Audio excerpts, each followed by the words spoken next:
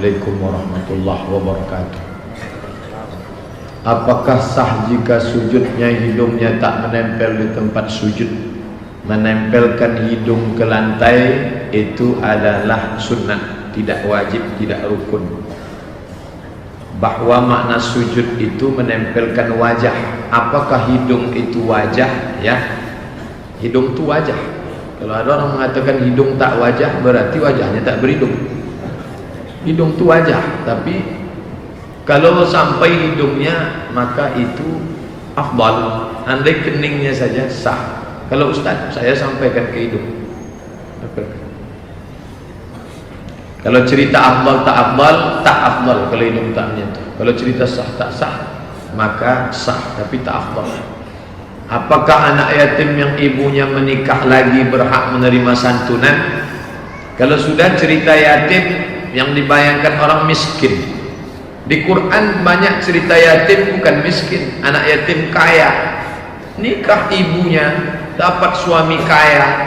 Anak yatim dapat santunan 300.000. Kita kasih 300, senyum-senyum dia. 300 baik gigi aja itu katanya. Maka dia tetap kita kasih 300, tapi bukan dalam bentuk duit. Belikan 300 itu buku. Beli 300 itu voucher untuk belanja buku. Belikan 300 itu untuk mengirim guru mengaji ke rumahnya. Honor selama setahun guru mengaji dibayarkan untuk memotivasi, karena mungkin mereka tak peduli agama. Jadi tidak selamanya santunan dalam bentuk duit. Bagaimana hukum anak piatu yang diberi santunan dari anak yatim? Siapa yang berdosa? Apakah panitia atau anak piatunya? Anak piatu pemberian santunan, dia tak tahu menahu duit itu sumbernya dari mana. Maka kita yang membagi itu yang kena. Alladzina ya'kuluna amwalal yatama zulman. Orang yang makan harta anak yatim, innama ya'kuluna fi butunihim nara. Mereka makan api neraka. Yang makan harta anak yatim, mereka makan api neraka. Maka jangan sampai kita suapkan api neraka ke mulut mereka. Jadi Pak Ustadz, pada saat malam santunan, kalau tak kita kasihkan, kasihan. Dia bapaknya hidup, maknya meninggal, maknya mak tiri, lebih kejam pula lagi kehidupan dia daripada anak yatim. Anak yatim ayahnya meninggal tapi maknya masih hidup. Maka sumbernya yang berbeda. Duitnya sama-sama 300.000 satu amplop, sumbernya beda. Yang anak piatu, anak yang bapaknya merantau tak pulang-pulang, anak yang bapaknya macam-macam, anak yang emaknya meninggal, dia tetap dikasih santunan, tapi sumbernya dari infak, sedekah, wakaf, bahkan zakat pun bisa masuk fisabilillah, atau fakir atau miskin. Nah, ini tentang pemberian santunan. Jangan gara-gara ceramah saya anak piatu tak disantuni, tetap kasih santunan, cuman sumbernya tidak lagi dari duit yatim. Apakah semua anak yatim masih berhak disantuni sementara dia mampu? Sudah terjawab, tak semua dikasih duit. Karena ada juga yang tak perlu duit, tapi dia perlu pendidikan agama, dia perlu dikasih buku agama, karena selama ini orang tuanya tak peduli dengan agama. Bagaimana hukum panitia yang memberikan harta anak yatim kepada anak piatu yang mampu? Maka dia sudah meletakkan duit tidak pada tempatnya. Dia orang zalim, orang yang tidak adil. Karena makna adil menempatkan sesuatu pada tempatnya. Maka kita disuruh i'dilu, bersikap adillah, wa aqrabu littaqwa, karena adil itu mendekatkan kepada takut kepada Allah Ta'ala. Ke istri kirim video call. Ada namanya video call, dikirimnya ke istrinya. Maaf, menampakkan aurat karena suami merantau, hanya sekedar mengobati obat rasa rindu, tak boleh. Apa salahnya Pak Ustadz? Apa salahnya? Cuman istri ke suami, suami ke istri, orang lain tak melihat. Quran, hadis, ijma', qiyas, syar'u ma qablana, saddu zara'i, qaulu sahabi, istihsan, istishab, urf. Saddu zara'i, menutup pintu kemungkinan terjadi dosa. Saddu zari', tutup. Bisa saja video itu terkirim salah alamat. Berapa kali jamaah nyuruh saya beli soto, tolong belikan soto ya, saya disuruhnya beli soto. Habis itu mohon maaf, kalau terkirim video call tadi ke saya, tutup celah, saddul dzari'ah. Yang kedua, andai HP itu hilang, masuk ke tangan orang yang tak dapat dipercaya, tak amanah. Berapa banyak artis-artis HP-nya hilang, dicuri orang, jatuh. Jangan simpan yang tidak-tidak dalam HP. Hati-hati, kejahatan terjadi bukan hanya karena ada niat dari pelakunya, tapi karena ada kesempatan. Waspadalah, waspadalah. Mendepositokan uang di bank konvensional, uang hasil tersebut digunakan membeli rumah, kemudian rumah dikontrakkan. Satu, bagaimana status uang hasil kontrak? Yang haram, hasilnya haram. Makanya Allah mengharamkan hulwal kahin, upah dukun, mahrul baghi, hasil WTS, thamanil kalb, hasil jual anjing. 3 haram. Kenapa haram? Upah dukun, harga jual anjing, hasil WTS, karena dari perbuatan haram. Jika induknya haram, maka anaknya haram, tak bisa dipakai. 2. Apa perbedaan mendepositokan uang di bank syariah dengan konvensional? Akadnya di bank syariah itu akadnya mudharabah, bagi hasil. Nanti kalau untung sekian, terletak pada akadnya. Orang yang tak mengerti akad, sama saja tuh Pak Ustaz, padahal itu beda akad. Tunggu, yang datang belakangan saya letak dulu di bawah, nanti saya kena kritik lagi. Itu terletak pada akadnya. Maka akadnya akad mudharabah, akad murabahah, akad pinjam meminjam. Nah, ini tentang masalah bank konvensional dengan bank syariah. Bagaimana jamaah yang menggunakan hadis dhaif? Hadis dhaif boleh dipakai kalau cukup 5 syarat. Bukan masalah halal haram, bukan masalah akidah tauhid. Tidak ada periwayatnya yang kadzab, pendusta, masih bernaung di bawah hadis sahih, dan dia untuk fadail a'mal, motivasi amal. Begitu disebutkan oleh Imam As-Suyuti dalam kitab Tadribur Rawi, syarah Taqrib Nawawi. Kami pasutri tua 65 tahun, istri 60. Saya masih ingin kebutuhan biologis, tapi istri enggan dan sering tidur dengan cucu. Kalau saya menikah lagi tak etis pula karena sudah tua. Apa nasihat Pak Ustaz untuk kami? Bulan madu lah. Ibu mesti paham bahwa laki-laki itu tidak ada menopause. Laki-laki itu tak ada tuanya. Makin tua makin menjadi-jadi. Mohon maaf, cerita ini mungkin tak layak bagi bapak ibu, tapi saya ceritakan. Ini masalah fikih. Terjadilah pemerkosaan seorang anak kecil di salah satu pulau di Indonesia. Dibawa ke pengadilan, si bapak terdakwa mengatakan saya tak mungkin memperkosa karena saya tak ada syahwat lagi. Saya sudah tua, umur 70. Saya tak ada syahwat. Polisi tak bisa, dokter tak bisa. Rupanya dokter tak bisa mendeteksi apakah orang bisa ereksi atau tidak. Rupanya ada dokter yang cerdas di situ. Diletakkannya bapak ini di dalam satu ruangan, dipasangnya CCTV. Lalu dihidupkannya TV acara artis-artis. Ketika menengok artis itu, bisa ditengoknya tanda-tanda bahwa bapak itu ereksi. Akhirnya masuk penjara. Artinya laki-laki masih bisa ereksi umur sekian, kecuali dia penyakit gula, penyakit diabetes akut, penyakit macam-macam. Tapi kalau dia sehat, maka ibu mesti paham, mesti mengerti. Jangan sangka dah tua, dah lisut, tak ada itu lagi ya. Nih, paham baik.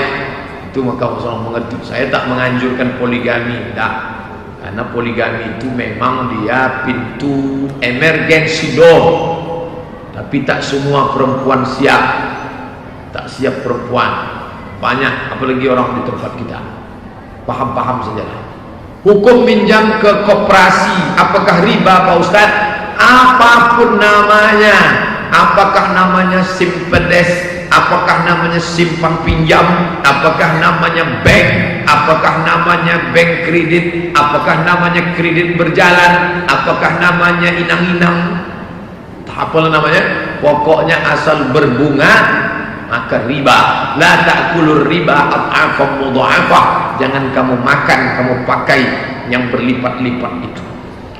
Bayar zakat mal ke saudara kandung, tidak boleh berzakat kepada orang yang wajib kita nafkahi, anak, istri, orang tua, mertua. Bu, ini uang 2 juta untuk belanja ibu, sekaligus zakat saya bulan ini, tak boleh. Saudara kandung tak wajib kita nafkahi, maka bisa kita kasih zakat, tapi saya anjurkan untuk saudara kandung kasih sajalah bantuan dalam bentuk sedekah. Zakat ini serahkanlah ke fakir miskin, karena kalau semua membantu saudaranya nanti fakir miskin tak dapat apa-apa. Bolehkah 3 kali tahapan dicicilnya?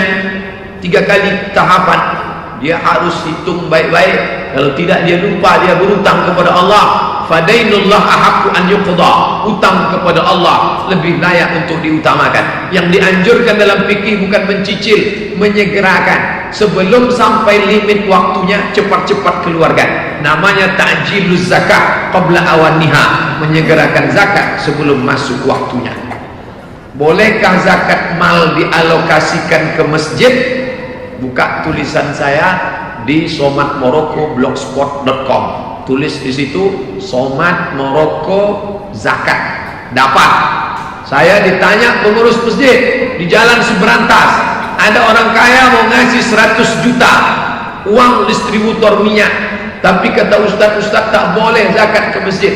Maka saya tuliskan fatwanya, bukan kata Abdul Somad, tapi para ulama. Kata Imam Fakhruddin Ar-Razi dalam tafsir Al-Kabir, bahwa zakat itu ada 8 asnaf. Salah satu asnafnya adalah fi sabilillah. Makna fi sabilillah, semua jalan mengagungkan agama Allah. Masjid termasuk fi sabilillah.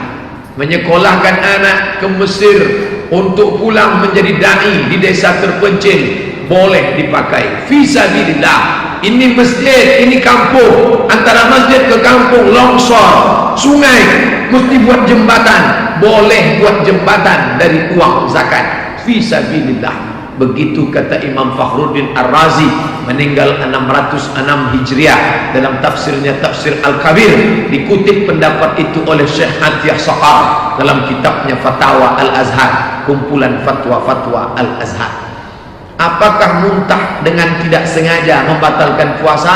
Tidak batal kalau tak sengaja, tapi kalau sengaja dikorek-koreknya maka batal puasanya.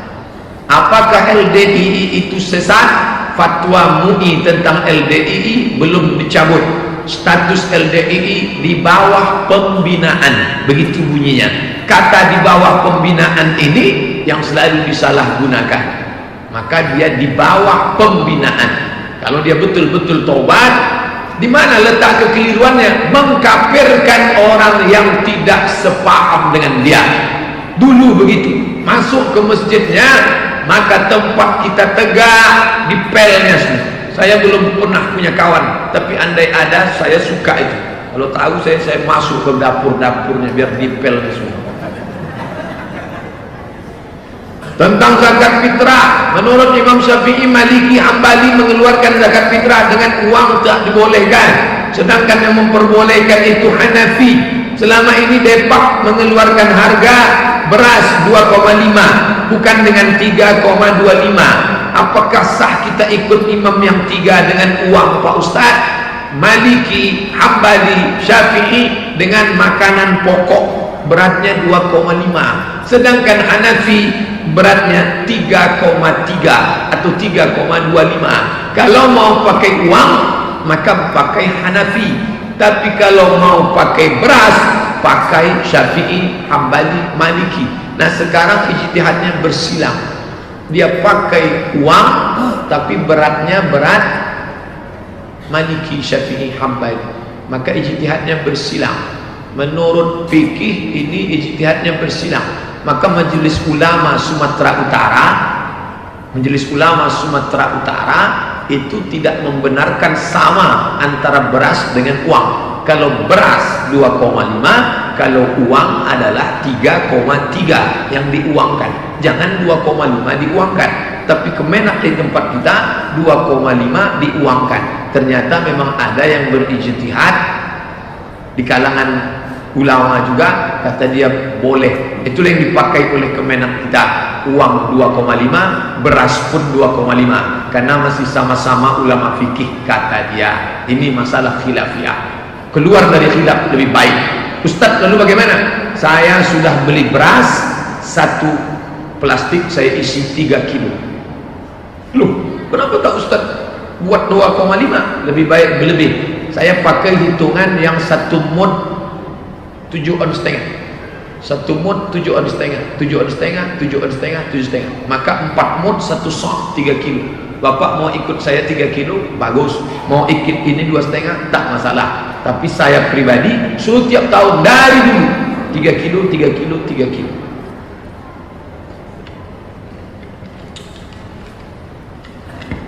Apabila anak musafir membatalkan puasa, maaf cakap, lalu dia melakukan hubungan suami istri, apakah tetap kena kafarat? Tidak, puasanya sudah dibatalkan ya.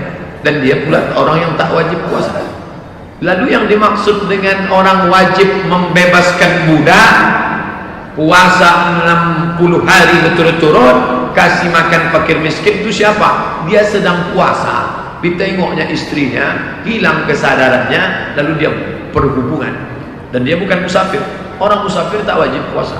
Faman kana minkum maridan, puasa, aw ala safarin, musafir, fa iddatum min ayyamin ukhra, ganti di hari yang lain. Apabila tarawih 23 rakaat terus 8 rakaat dia ikut, sahkah salatnya? Sah. 2 rakaat salam, habis. 2 rakaat salam, habis. 2 rakaat salam, habis. Habis 8 dia pulang, sah. Tapi afdal, kata Syekh Abdul Aziz Ibnu Baz, kalau imammu itu 23, kau ikut 23 atau lebih daripada itu, mengikut imam, itu afdalnya. Kalau cerita afdal tak afdal, maka afdal mengikut imam. Tapi kalau dia keluar, sah. Karena definisi solat itu adalah aqwalun, ucapan, wa af'alun, gerakan, mufattata'atun bitakbir, dibuka dengan takbir, wa muhtatamatun bitaslim. Assalamualaikum warahmatullahi wabarakatuh. Assalamualaikum warahmatullahi wabarakatuh. Habis 8 rakaat, kloter 1 mundur, masuk kloter 2. Apakah boleh kita sholat tahajud setelah sholat witir? Habis tarawih witir, pulang ke rumah tidur, jam 1 datang lagi ke masjid An-Nur, nanti malam jam 1 datang, habis itu tahajud. Boleh tak dia tahajud? Boleh. Mana dalilnya? Hadis riwayat Aisyah. Aisyah melihat Nabi SAW setelah Nabi witir, Nabi solat lagi 2 rakaat. Maka kata Imam An-Nawawi dalam kitab Al-Minhaj Syarah Sahih Muslim Ibn Hajjaj, jawazut tanafful ba'dal witri, itu dalil boleh solat sunat lagi setelah witir. Tak ada keraguan. Ibu bapak yang sudah witir nanti malam, pulang ke rumah tidur, datang nanti malam iktikaf, pas tahajud ikut tahajud. Yang tak boleh itu la witrani, tak boleh 2 kali witir dalam 1 malam. Nah sekarang habis sholat witir, pulang ke rumah tidur, nanti malam datang pas tahajud, imam mau witir, gimana caranya biar bapak ibu bisa ikut witir lagi? Karena kalau semua mundur ke belakang, kata imam, nanti aku setir aja nih. Sementara kita mau menikmati bacaan witir imam. Bagaimana caranya bisa witir 2 kali? Disebutkan dalam kitab Sunan At-Tirmidzi. Nanti malam, begitu sampai di masjid, sholat tahiyatul masjid, sholat 1 rakaat. Niatnya menggenapkan witir yang 3 tadi. Yang 3 tadi digenapkan. Yang jadi masalah, orang banyak nanya ke saya, usollinya apa Pak Ustaz? aku sholat 1 rakaat menggenapkan yang 3 tadi yang sebelum tidur tadi. Ya Allah, payah betul itu. Saya sholat 1 rakaat sehingga yang 3 tadi menjadi 4. Setelah itu dia tahajud, habis tahajud dia ikut witir dengan imam, maka witirnya malam itu menjadi 7. 3 di awal tambah 1, 3 di ujung, 7. Kalau mau, kalau tak mau ya sudah. Begitu nanti imam witir, duduk belakang baca Quran atau sahur dan lain sebagainya. Hadis riwayat Tirmizi. Apa boleh seorang muslim yang sedang puasa di bulan Ramadan melayani makan orang Nasrani dengan alasan mencari nafkah? Kulu, makanlah min thayyibat, yang baik-baik. Kerja di rumah makan orang kafir, menyediakan makanan orang. Apakah ini baik? Bulan Ramadan, dia kan orang kafir Pak Ustaz. Andai pun tak sampai haram, paling tidak syubhan. Kalau ada kerja lain, carilah kerja lain. Tak ada Pak Ustaz, ini lumayan, part time, 1 jam 10.000, bisa saya kerja 5 jam 50.000. Kalau sebulan bisa 1,5 juta untuk anak sekolah, untuk baju hari raya, untuk nafkah. Tak ada kerja lain, tak ada Pak Ustaz. Daripada saya ngemis. Ad-darurat tubihul mahzurat, dengan syarat dia tidak melakukan haram. Memberi makan orang Islam makan itu haram. Orang kafir dia memang tak wajib. Perbuatan itu mungkar bagi orang Islam. Orang kafir tak mungkar, tapi paling tidak syubhat mengikut dia.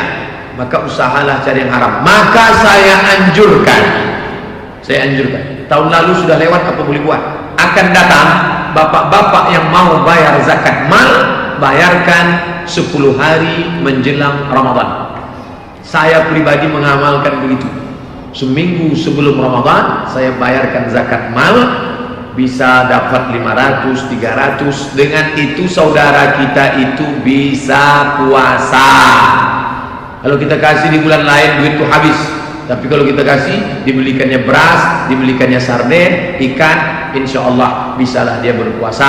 Dia gali parit, dia kerja keras, dia pasang semen, cor, panas, maka membantu saudara kita berpuasa. Akan datang, bayarkan zakat mal seminggu sebelum menjelang Ramadan.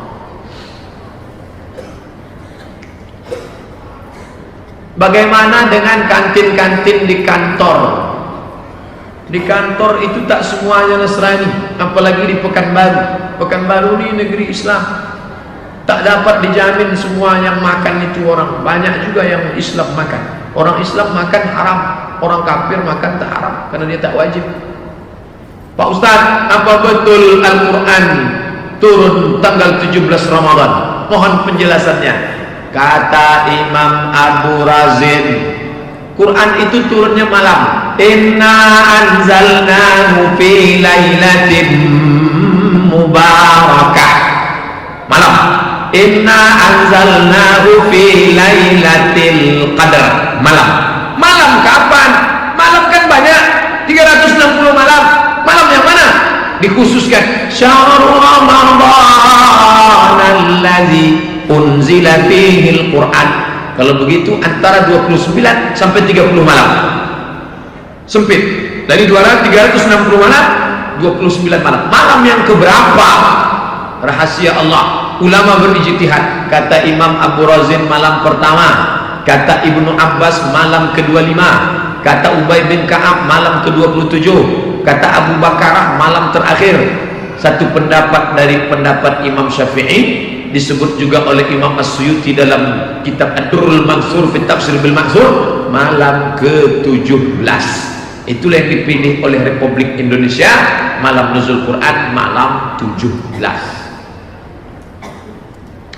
Mengenai turunnya Al-Quran, kata ceramah yang saya dengar, tidak tanggal 17. Karena dalilnya Al-Quran turun Lailatul Qadar, yang tak tahu tanggalnya ya tak tahu. Kalau tahu kapan tanggalnya, pecahlah rahasia Lailatul Qadar, kosonglah masjid.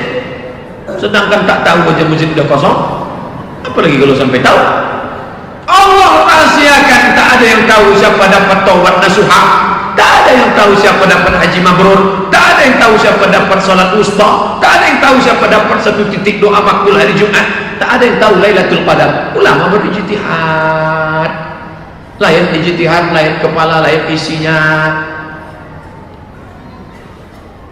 Siksa kubur, seandainya ada orang yang meninggal hari ini, lalu kemudian hari ini kiamat, berarti Tuhan tak adil, karena dia baru merasakan azab kubur baru 5 menit, begitu mati langsung kiamat. Sementara yang meninggal tahun 1000, dia sudah 1000 tahun. Mana keadilan Allah? Dia mau pakai akal, saya jawab pakai akal. Cari akal, pakai akal. Kurang akal, minum air akal.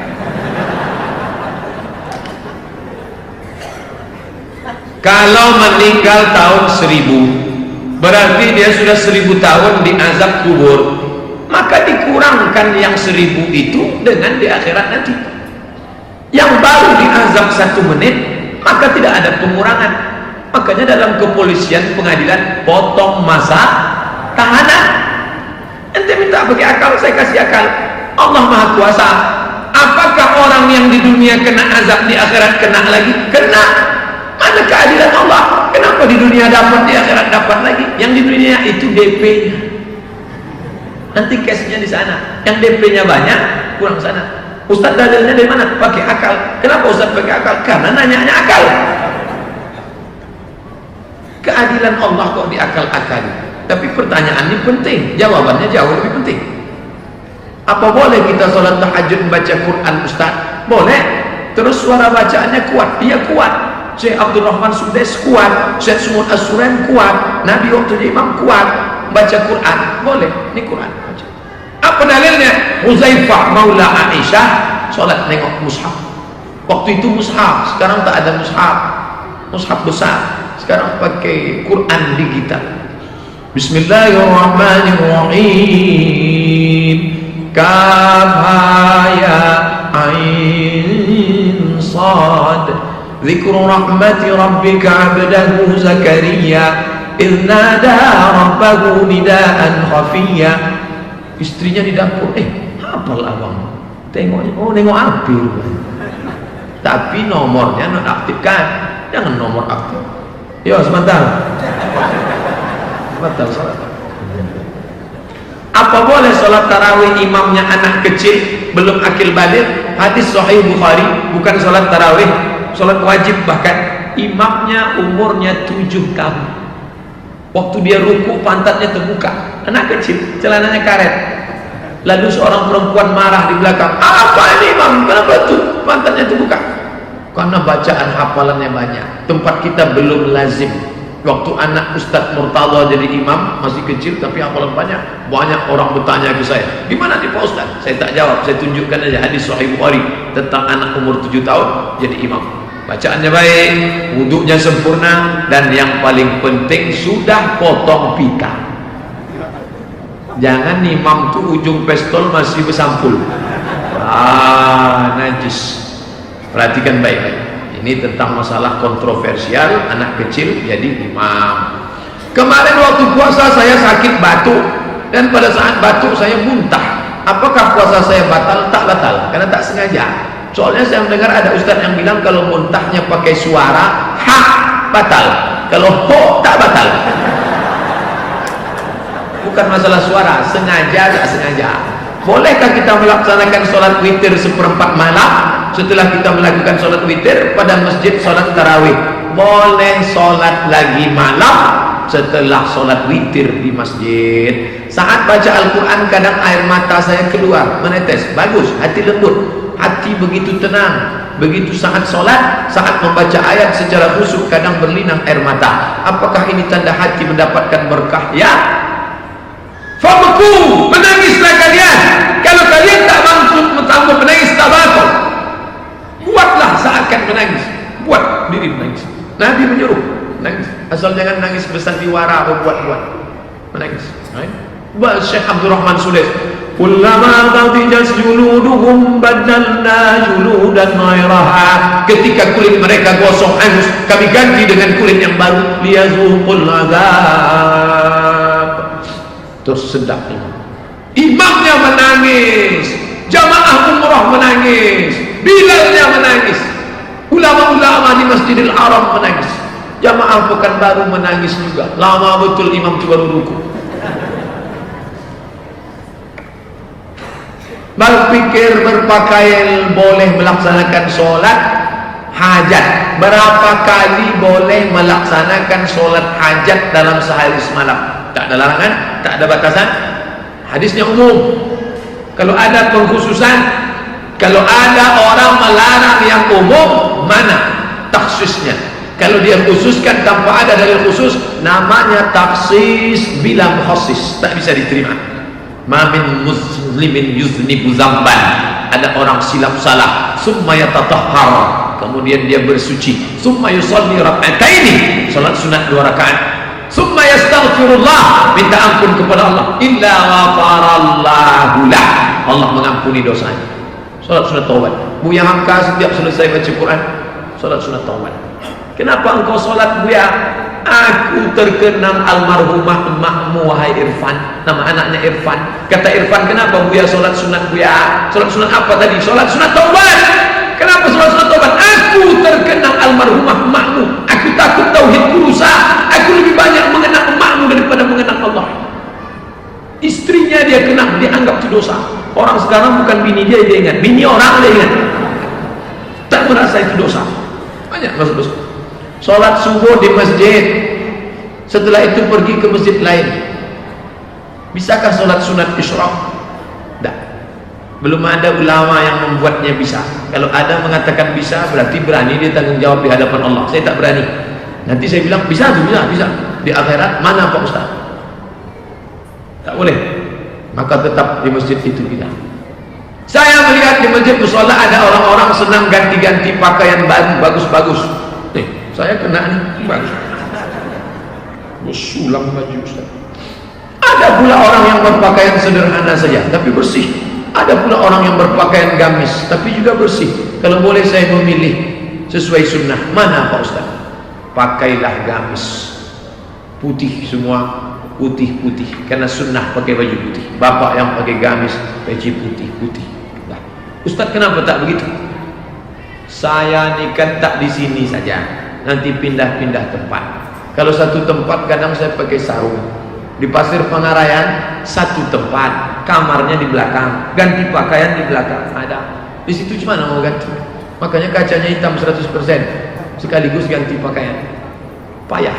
Oleh sebab itu saya anjurkan pakai gamis putih-putih, bagus, harum semerbak. Pada malam nisfu Sya'ban, Khalid ibnu Ma'dan, Makhul, Atha, Taus dari kalangan tabi'in, mereka beramai-ramai ke masjid, pakai baju baru, pakai jubah, pakai bukhur haruman-haruman dari kayu cendana. Dianjurkan memakai pakaian yang bersih, Imam Ahmad bin Hanbal kalau dia mau menyampaikan hadis, pakai jubah yang bagus, pakai yang bersih, pakai wangi-wangian, dan dia duduk dengan kewibawaan karena dia menghormati sabda Nabi Muhammad sallallahu alaihi wasallam. Suatu hari nampak keringat menetes di keningnya.